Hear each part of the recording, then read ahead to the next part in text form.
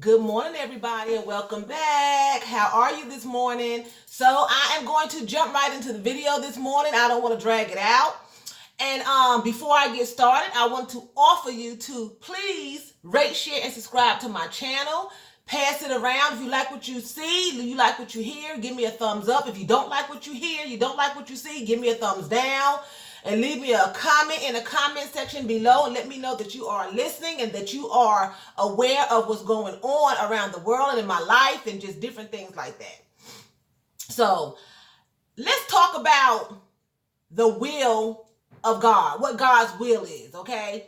A lot of times you hear people asking, God for certain things. You're praying, you're fasting, you're reading your word, and then he will come along and he will reveal what his will is for you. What your will is in this life, in certain areas.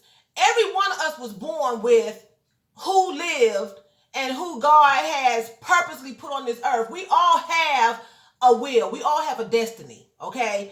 We all have a purpose.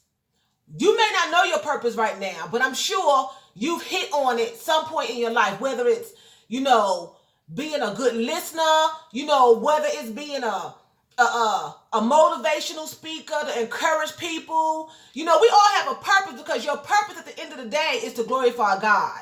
Okay, that's the reason why you're here, is to glorify him. All the other earthly things that we acquire, he blesses us with, but his will is that his kingdom come and his will be done. Okay, that's the prayer that he gave. Our Father who art in heaven, hallowed be thy name, thy kingdom come, your will be done. Okay, so it's all about his kingdom and his will.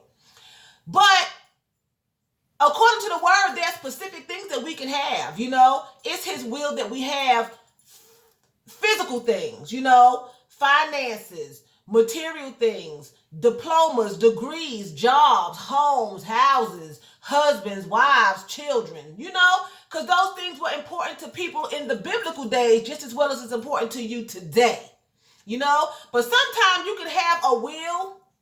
The Lord can have a will and it don't work out that way. And sometimes you wonder, well, if it's the will of the Lord for me to do A, B, and C, or to be with A, B, and boo-boo, why didn't it work? Now I believe that a lot of people have left this earth and did not fulfill the will of God and did not get the things that the Lord had for them in his will. I believe a lot of people died with not having the knowledge that they can have these things and do these things in their lives. And I believe that some people died in the permissive will. The permissive will, meaning that he allows you to do something and to have something and to be with someone and to acquire things, but that's not his will. That's not his perfect will for you. He allows it, and if it work out, it work out. But normally you have trouble with a permissive will versus a will. You know what I'm saying? So sometimes he can have a will for you. He can tell you that will. But I think that when it comes to a human being, now if it's like a job and things like that, it's his will that you work. He said if a man don't work, he don't eat. You have to look for the job. Sometimes somebody may come along and offer you a job that you're not even looking for. That happened to me with my job I've been on for 23 years. I wasn't looking for a job at the time. The job I was on was ending. And the director of the current job that I'm on now, he's no longer the director, called my mother one day and asked her did she know of anybody who needed a job. That was me. So it fell into my lap. Sort of. That can happen. But when I'm talking about the will, sometimes you think it is the will, but it don't work out that way. And the problem with that is you have to be willing to submit to the will. You have to be willing to submit to the will of God. It ain't just going to happen because he said it's going to happen. We have to be active in our lives as well. You know what I'm saying?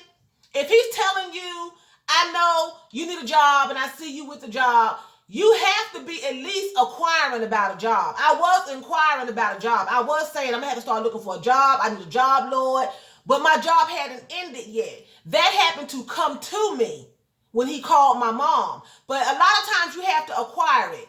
Just say, and physical things fall into your lap like a job. Sometimes you can not luck up, but be blessed. Somebody may offer you a car if your car done broke down or new tires, things like that. But I'm talking about the will for your life. Sometimes the Lord may tell you who your husband is or who your wife is, okay? He gives you specific directions in the word of God of how a husband should be and how a wife should be. If the person that you're with are not meeting those qualifications, then 9 times out of 10, that's not who he wants you to be with, because he gives you specific personality traits and character traits in the Bible of what your husband should be like and what your wife should be like. If they're not doing that, more than likely it's not his will, okay? Bump other traits, those traits and characters that he has written in his word, okay?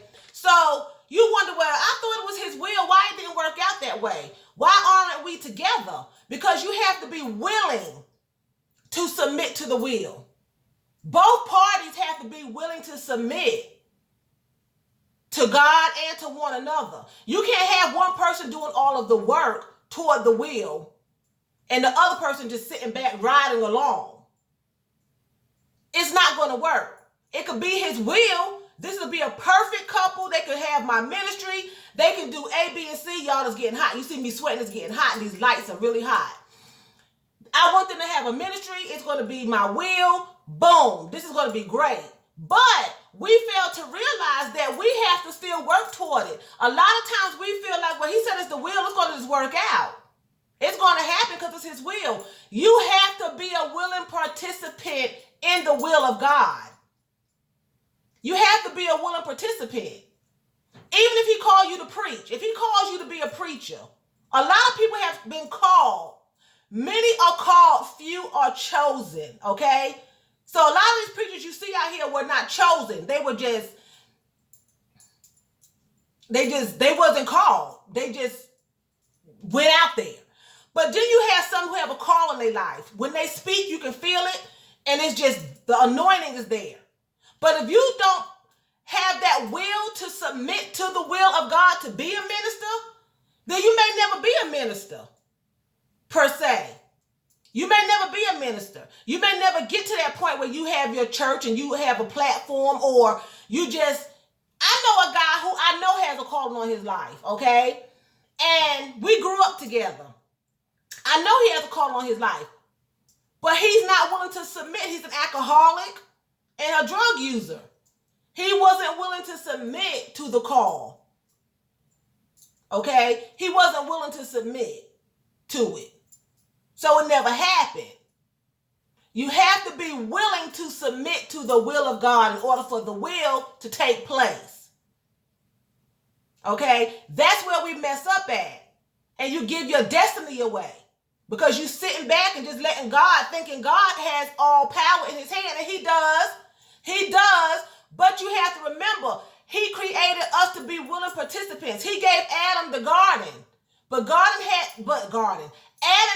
Adam had to till the garden and take care of the garden. He didn't just give it to him and say, okay, chillax, lay back. I'm going to do the mowing. I'm going to pick the twigs. I'm going to do all of this. I bring the fruit to you and put it in your lap. I'm going to give you this beautiful garden, but you had better take care of it, or guess what? It's my will for you to have it, but you'll lose it if you don't do what you need to do. And a lot of times you can lose out on your destiny and your will that God has for your life, for you to have a beautiful life. For you to have a beautiful life because you sit back and you don't be a participant, a willing participant in your life. You're not going to get a degree if you don't participate in the studies and the homework and the test and the exams. You're not going to be a willing participant in getting your driver's license if you don't go out there and take the test. You know what I'm saying?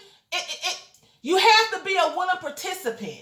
And a lot of times we don't do our part and we miss out.